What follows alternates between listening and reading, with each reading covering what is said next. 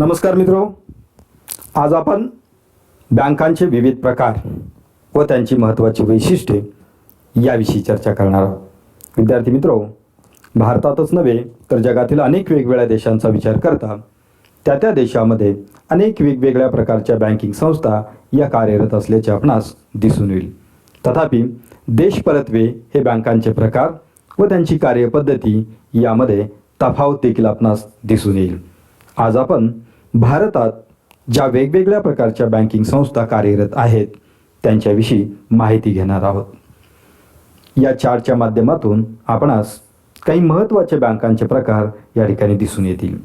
यामध्ये प्रामुख्याने 3 प्रकारात त्यांचे वर्गीकरण केलेले आहे. यामध्ये कमर्शियल बँक्स, कोऑपरेटिव्ह बँक्स, त्याचबरोबर other types of banking institutes म्हणजेच व्यापारी बँका, सहकारी बँका, त्याचबरोबर इतर बँका या 3 कॅटेगरीमध्ये त्यांचे वर्गीकरण करण्यात आलेले आहे.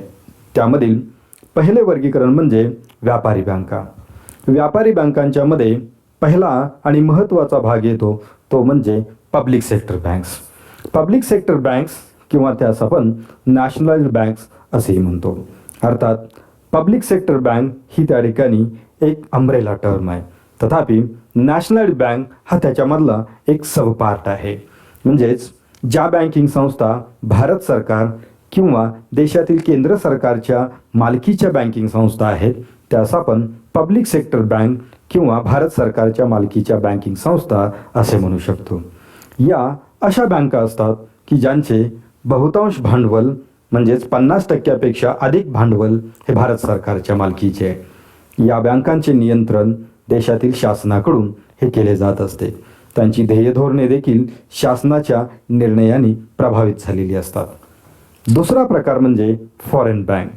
फॉरेन बँक्स म्हणजे अशा बँकिंग संस्था की ज्यांची स्थापना व त्यांचे मुख्य कार्यालय हे परदेशात असून त्यांची एक किंवा एकापेक्षा अधिक शाखा भारतामध्ये बँकिंग बिझनेस करत आहे. अशा बँकेस आपण फॉरेन बँक म्हणजेच विदेशी बँक असे म्हणतो. भारतात 44 विदेशी बँका वेगवेगळ्या शाखांच्या माध्यमातून बँकिंग सर्व्हिसेस प्रोव्हाइड करत आहेत. त्यानंतर तिसरा प्रकार म्हणजे प्रायव्हेट सेक्टर बँक की ज्यास आपण खाजगी बँका असे म्हणू शकतो. तथापि खाजगी बँकांच्या मध्ये 2 मुख्य प्रकार आहेत. एक ओल्ड प्रायव्हेट सेक्टर बँक्स आणि दुसरा न्यू प्रायव्हेट सेक्टर बँक. यामधील ओल्ड प्रायव्हेट सेक्टर बँक्स म्हणजे भारतात 1993 पूर्वी अस्तित्वात असणाऱ्या ज्या खाजगी बँका आहेत त्या बँकांना old generation private sector bank असे म्हटले जाते. म्हणजेच भारतात 1969 व 1980 या 2 वर्षामध्ये ज्या बँकांचे राष्ट्रीयकरण करण्यात आले त्या बँका वगळता ज्या बँका खाजगी क्षेत्रामध्ये शिल्लक राहिल्या व त्या आजतागायत कार्यरत आहेत अशा बँकांना old generation private sector bank असे म्हटले जाते. 1969 व 1980 या कालावधीमध्ये भारतातील अनेक खाजगी व्यापारी बँका या भारत सरकारने स्वतःच्या ताब्यात घेतलेल्या होत्या. त्यास आपण नॅशनलायझेशन फेज 1 व नॅशनलायझेशन फेज 2 असे म्हणतो. म्हणजेच या कालावधीमध्ये ज्या बँकांचे राष्ट्रीयकरण झाले त्या व्यतिरिक्त ज्या बँका खाजगी क्षेत्रामध्ये तशाच राहिल्या त्या सर्व बँकांना old generation private sector bank असे म्हटले जाते. तथापि 1991 मध्ये आपण नवीन आर्थिक धोरणाचा स्वीकार केला व त्यानुसार 1993 पासून आपण भारतात नव्याने खाजगी क्षेत्रात बँका स्थापन करण्याची परवानगी दिली. त्यास आपण new private sector bank licence policy असे आपण म्हणतो. या पॉलिसीनुसार ज्या नवनवीन बँका स्थापन झाल्या किंवा होत आहेत त्या सर्वांना आपण new generation private sector bank असे म्हणतो. म्हणजेच या दोन्ही प्रकारच्या बँका या खाजगी बँका आहेत. तथापि कालावधीच्या म्हणजेच टाईमलाईनच्या बेसिसवरती या बँकांचे वर्गीकरण old generation private sector bank व new generation private sector bank असे वर्गीकरण आपण करत असतो. पुढचा प्रकार म्हणजेच RRB ज्यास आपण रिजनल रूरल बँक असे म्हणतो किंवा यास आपण प्रादेशिक ग्रामीण बँक असं म्हणतो. भारतात 1972 मध्ये एक वैशिष्ट्यपूर्ण प्रकार त्या ठिकाणी सुरू करण्याचा एक प्रयत्न झाला. त्यानुसार 1975 मध्ये भारतात रिजनल रूरल बँका स्थापन करण्याचा एक पायलट प्रोजेक्ट राबवण्यात आला. त्यानुसार ग्रामीण भागातील जनतेस, उद्योजकास व व्यावसायिकास विशिष्ट प्रकारच्या बँकिंग व फायनान्शियल सर्व्हिसेस देण्यासाठी या रिजनल रुरल बँकांचा प्रकल्प हा राबवण्यात आला. तो यशस्वी झाल्यानंतर 1976 रिजनल रुरल बँक ॲक्ट 1976 हा विशिष्ट कायदा करण्यात आला व त्या कायद्यातील तरतुदीनुसार भारतातील खाजगी क्षेत्रातील बँका व राष्ट्रीयकृत बँकांना या RRBची योजना राबवण्याची त्या ठिकाणी परवानगी देण्यात आली. त्यानुसार भारतात अनेक वेगवेगळ्या रिजनल रुरल बँक कार्यरत आहेत की ज्या विशेषत्वाने ग्रामीण भागातील उद्योजक, व्यावसायिक, शेतकरी, शेतमजूर त्याचबरोबर ग्रामीण उद्योग यांना वित्त पुरवठा करण्याची जबाबदारी पार पाडत आहेत. त्यानंतर कमर्शियल बँकांच्या मधील आणखीन एक त्या ठिकाणी वर्गीकरण म्हणजेच scheduled bank and non scheduled bank. भारतामध्ये या ठिकाणी जर आपण कमर्शियल सेक्टरमध्ये पाहिलं तर त्यामध्ये हे दोन महत्त्वाचे प्रकार दिसून येतात. शेड्युल्ड बँक म्हणजे अशी बँकिंग संस्था की जिला रिझर्व्ह बँक ऑफ इंडियाने बँकिंग लायसन दिलेले असून त्या बँकेचा समावेश reserve bank of India act 1934 मधील सेक्शन 2 म्हणजेच त्या कायद्यातील सेक्शन 2 नुसार त्यामधील शेड्यूल 2 मध्ये ज्या बँकांचा समावेश करण्यात आलेला आहे त्या बँकांना शेड्युल्ड कमर्शियल बँक असे म्हटले जाते व ज्या खाजगी बँकांचा समावेश या शेड्यूल 2 मध्ये करण्यात आलेला नाही अशा बँकांना नॉन शेड्युल्ड बँक्स असे म्हटले जाते. शेड्युल्ड बँकेचा स्टेटस किंवा त्या शेड्युल्ड बँकेचा दर्जा देण्यासाठी RBI अनेक वेगवेगळ्या प्रकारच्या क्रायटेरियांचा अवलंब करत असते की ज्यामध्ये बँकांच्याकडील भांडवल, बँकांचा नफा, बँकांचे अस्तित्व, त्यांचे व्यवस्थापन, त्यांचा NPAचे प्रमाण, त्याचबरोबर त्यांचं ओव्हरऑल बिझनेस इम्प्रेशन यासारख्या अनेक क्रायटेरियाचा वापर करून ज्या बँका फिट अँड प्रॉपर क्रायटेरियामध्ये बसतात अशा बँकांना शेड्युल्ड बँकांचा दर्जा हा दिला जात असतो. तथापि भारतातील बहुतांश सर्व प्रायव्हेट सेक्टरमधील बँक्स त्याचबरोबर पब्लिक सेक्टरमधील बँक्स या शेड्युल्ड बँक या कॅटेगरीमध्ये येतात. तर यानंतरच्या काळात सुरू झालेल्या अनेक लोकल एरिया बँक्स किंवा इतर छोट्या बँकिंग इन्स्टिट्यूशन्स या नॉन शेड्युल्ड कमर्शियल बँक या कॅटेगरीमध्ये येत असल्याचे आपणास दिसून येईल. त्यानंतर भारतीय बँकिंग व्यवसायामधील दुसरा आणि एक महत्त्वाचा प्रकार म्हणजे सहकारी बँका, ज्यास आपण कोऑपरेटिव्ह बँक्स असे म्हणतो. कोऑपरेटिव्ह बँकांच्या मध्ये अनेक वेगवेगळ्या प्रकारच्या बँकिंग संस्था भारतात पाहाव्यास मिळतात. यामध्ये स्टेट कोऑपरेटिव्ह बँक की ज्यास आपण राज्य सहकारी बँका असे म्हणतो. राज्य सहकारी बँका म्हणजेच एका विशिष्ट राज्यातील सहकारी चळवळीचे नेतृत्व करणाऱ्या वित्तीय संस्था. या संस्थांना दिलेले कार्यक्षेत्र हे सर्वसाधारणपणे एक राज्य एवढे असते. आपल्या राज्यातील सर्व DCC बँक्स त्याचबरोबर वेगवेगळ्या प्रकारच्या कोऑपरेटिव्ह ऑर्गनायझेशनला फायनान्स करणे किंवा रिफायनान्स करण्याची जबाबदारी स्टेट कोऑपरेटिव्ह बँक या पार पाडत असतात. जसे की महाराष्ट्रामध्ये Maharashtra state cooperative bank limited ही बँक महाराष्ट्राची राज्य सहकारी बँक आहे. महाराष्ट्राप्रमाणेच इतर राज्यात देखील 33 स्टेट कोऑपरेटिव्ह बँक असल्याचे आपणास दिसून येईल. त्यानंतर जिल्हा पातळीवरती बँकिंग सेवा उपलब्ध करून देणाऱ्या या मध्यवर्ती संस्था म्हणजेच सेंट्रल कोऑपरेटिव्ह बँक्स की ज्यास आपण डिस्ट्रिक्ट सेंट्रल कोऑपरेटिव्ह बँक म्हणजेच DCC बँक असे आपण म्हणतो. जिल्हा मध्यवर्ती सहकारी बँका एका विशिष्ट जिल्ह्यातील बँकिंग संस्था, सहकारी बँकिंग संस्था, त्याचबरोबर सहकारी पतसंस्था व सहकारी बिगर पत पुरवठा करणाऱ्या वेगवेगळ्या प्रकारच्या सहकारी संस्था या सर्वांची नेतृत्व करणारी व मध्यवर्ती संस्था म्हणजे DCC बँक. या बँका वेगवेगळ्या प्रकारच्या रिटेल बँकिंग सर्व्हिसेस देखील प्रोव्हाइड करत असतात.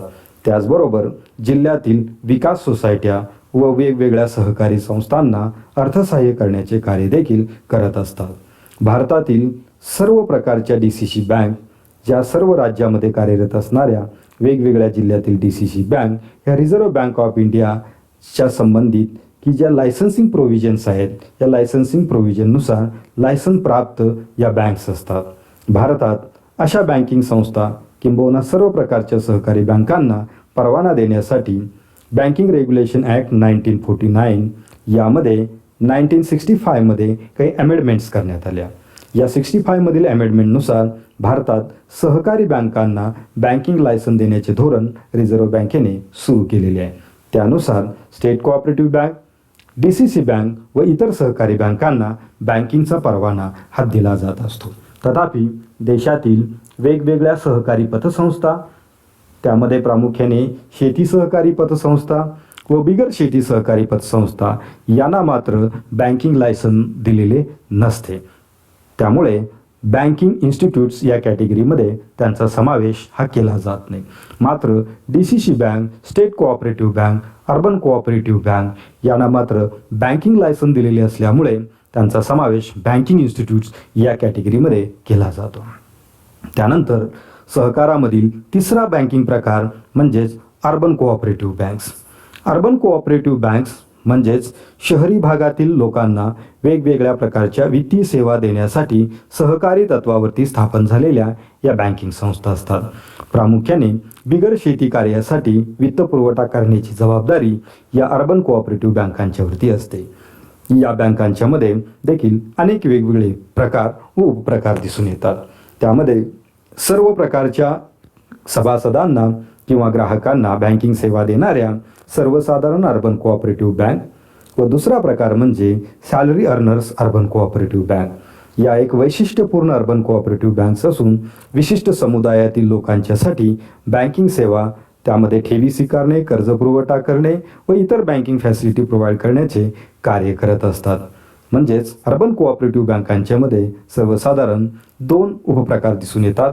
एक सर्वसाधारण अर्बन कोऑपरेटिव्ह बँक व दुसरा प्रकार म्हणजे salary earners urban cooperative bank. तथापि रिझर्व्ह बँक ऑफ इंडियाच्या कॅटेगरीमध्ये अर्बन कोऑपरेटिव्ह बँकांना प्रायमरी कोऑपरेटिव्ह बँक्स असे संबोधले जाते. तथापि व्यवहारामध्ये आपण त्यास अर्बन कोऑपरेटिव्ह बँक हा शब्दप्रयोग वापरत असतो. या बँकांच्यामध्ये देखील दोन उपप्रकार दिसून येतात.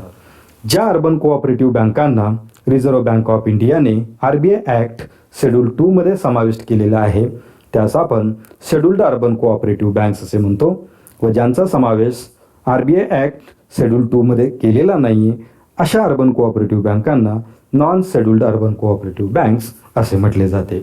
म्हणजेच ही देखील अर्बन कोऑपरेटिव्ह बँकांच्या मधील आणखीन एक सब कॅटेगरी असल्याचे आपणास दिसून येईल. तर अशा विविध प्रकारच्या सहकारी बँका भारतात शहरी, ग्रामीण व अर्धनागरी भागामध्ये बँकिंग व वित्तीय सेवा देत असल्याचे आपणास दिसून येईल. त्यानंतर तिसरा प्रकार म्हणजे या व्यतिरिक्त ज्या बँकिंग संस्था देशात कार्यरत आहेत त्या प्रकार. त्यामध्ये प्रामुख्याने सेंट्रल बँक. सेंट्रल बँक म्हणजे देशातील मध्यवर्ती बँक. ही सर्वसाधारणपणे प्रत्येक देशामध्ये एक बँक ही मध्यवर्ती बँकेची भूमिका पार पाडत असते. सर्वसाधारणपणे जगातील वेगवेगळ्या मध्यवर्ती बँका पाहता ती त्या त्या देशातील शासनाच्या मालकीची असून ती देशातील बँकिंग संस्थांना परवाना देणे, त्यांच्यावरती नियंत्रण ठेवणे, त्यांच्यावरती देखरेख ठेवणे व त्याचबरोबर त्यांच्या विकासासाठी महत्त्वाच्या योजना राबवणे, कायदेशीर तरतुदी करणे, त्याचबरोबर सर्वात महत्त्वाची बाब म्हणजे त्या देशातील मॉनिटरी सिस्टम मॅनेज करणे व रेग्युलेट करण्याची जबाबदारी देखील पार पाडत असतात. भारताची central bank he reserve bank of India आहे. त्यानंतर पुढचा प्रकार म्हणजे कॉर्पोरेट बँक्स. कॉर्पोरेट बँक्स या मर्चंट बँकिंगचे कार्य करत असतात. म्हणजेच देशातील वेगवेगळ्या उद्योजकांना व व्यावसायिकांना बँकिंग व वित्तीय सेवा देण्याची महत्त्वाची जबाबदारी या कॉर्पोरेट बँक्स पार पाडत असतात. जसे की शेअर्स विक्रीची व्यवस्था करणे, प्रकल्प व्यवस्थापन करणे, त्याचबरोबर इम्पोर्ट एक्सपोर्टची व्यवस्था करणे, त्यासाठीची वित्तीय सेवा देणे, यासारख्या फॅक्टरिंग, फॉरफेटिंग, इन्व्हेस्टमेंट यासारख्या महत्त्वाच्या कॉर्पोरेट फायनान्स सर्व्हिस प्रोव्हाइड करण्याचे काम या कॉर्पोरेट बँक्स करत असतात. अर्थात या स्वतंत्र बँका असत नाहीत, तर खाजगी क्षेत्रामध्ये किंवा राष्ट्रीयकृत बँकांच्यामध्ये ज्या बँका कार्यरत आहेत त्याच बँकांचे काही युनिट्स या कॉर्पोरेट बँकिंगच्या सेवा देण्याचे कार्य करत असतात. त्यानंतर डेव्हलपमेंट बँक किंवा विकास बँक. विकास बँक म्हणजे सर्वसाधारणपणे दीर्घमुदती कर्ज पुरवठ्याची व्यवस्था करणारी बँक असे म्हटले जाते, की ज्यामध्ये विशिष्ट क्षेत्रासाठी, औद्योगिक प्रकल्पासाठी किंवा शासकीय प्रकल्पासाठी मध्यम व दीर्घमुदती वित्त पुरवठ्याची व्यवस्था करणाऱ्या या बँकिंग संस्था असतात.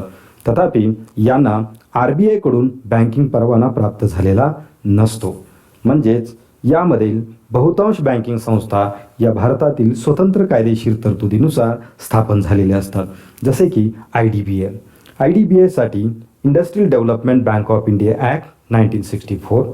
त्याचबरोबर नाबार्ड म्हणजेच national bank for agriculture and rural development ही बँक नाबार्ड ॲक्ट 1982 यासारख्या स्वतंत्र कायद्यांनी या बँकांची स्थापना झालेली असते. भारतात SIDBI, Exim bank, national housing bank, NABARD, IDBI यासारख्या अनेक डेव्हलपमेंट बँक्स कार्यरत आहेत की ज्या सर्वसाधारण जनतेकडून सेविंग किंवा करंट अकाउंटवरती ठेवी स्वीकारण्याचे कार्य करत नाहीत, परंतु उद्योग व्यावसायिकांना मध्यम व दीर्घ मुदती कर्ज पुरवठ्याची व्यवस्था करत असतात. त्यानंतर पुढील प्रकार म्हणजे रिटेल बँकिंग. रिटेल बँकिंग हा एक वैशिष्ट्यपूर्ण प्रकार असून ज्या बँकिंग संस्था रिटेल कस्टमरला वेगवेगळ्या बँकिंग व लोन विषयक सुविधा उपलब्ध करून देतात त्यांना आपण रिटेल बँकिंग असे म्हणतो. सर्वसाधारणपणे स्मॉल फायनान्स बँक्स या रिटेल बँकिंग या कॅटेगरीमध्ये येणाऱ्या बँक्स मानल्या जातात. त्याचबरोबर युनिव्हर्सल बँकिंग. युनिव्हर्सल बँक्स हा एक वैशिष्ट्यपूर्ण प्रकार असून ज्या बँकिंग संस्था बँकिंग सर्व्हिसेस बरोबर अनेक वेगवेगळ्या प्रकारच्या वित्तीय सेवा देण्याचे काम करतात, म्हणजे variety of financial services provide करतात, जसे की mutual fund, general insurance, life insurance, investment services, banking services and allied services provide करण्याचे काम करतात की ज्यास वन स्टॉप बँकिंग सोल्युशन असेही त्या ठिकाणी म्हटले जाते, किंवा काही देशामध्ये त्यांचा उल्लेख फायनान्शियल सुपर मार्केट की ज्या ठिकाणी सर्व प्रकारच्या फायनान्शियल सेवा पुरवल्या जात असतात अशा प्रकारची बँक असेही म्हटले जाते की ज्यामध्ये युनिव्हर्सल बँकांचा समावेश होतो. त्याचबरोबर पुढील एक महत्त्वाचा प्रकार म्हणजेच स्मॉल फायनान्स बँक. भारतात 2015 नंतरच्या काळात या स्मॉल फायनान्स बँक्स व पेमेंट बँक या नवीन प्रकारच्या बँकांना परवानगी देण्यात आली.